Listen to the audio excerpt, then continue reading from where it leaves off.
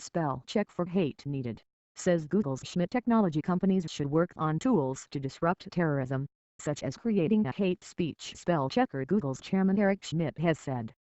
Writing in the New York Times, Mr. Schmidt said using technology to automatically filter out extremist material would de-escalate tensions on social media and remove videos before they spread. His essay comes as presidential hopeful Hillary Clinton again called on Silicon Valley to help tackle terrorism, specifically seeking tools to combat the so-called Islamic State. "We need to put the great disruptors at work at disrupting ISIS," she said during a speech in Washington, D.C. In the wake of the Paris attacks, companies and governments have clashed over how to handle the terrorism threat.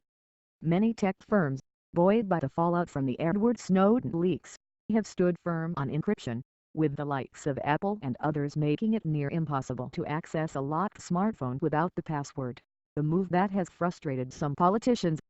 Easing tensions with the terrorism debate escalating after last week's shootings in San Bernardino, Mr. Schmidt's editorial appears to be an attempt to ease these tensions and show a willingness from technology companies to help.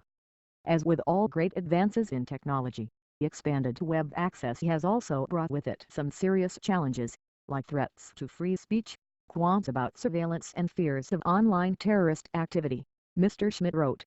For all the good people can do with new tools and new inventions, there are always some who will seek to do harm.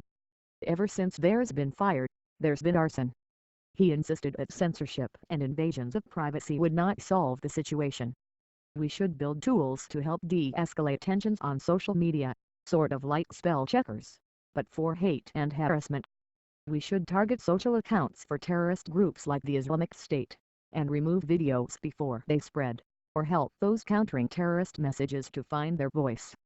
Without this type of leadership from government, from citizens, from tech companies, the Internet could become a vehicle for further disaggregation of poorly built societies, and the empowerment of the wrong people, and the wrong voices.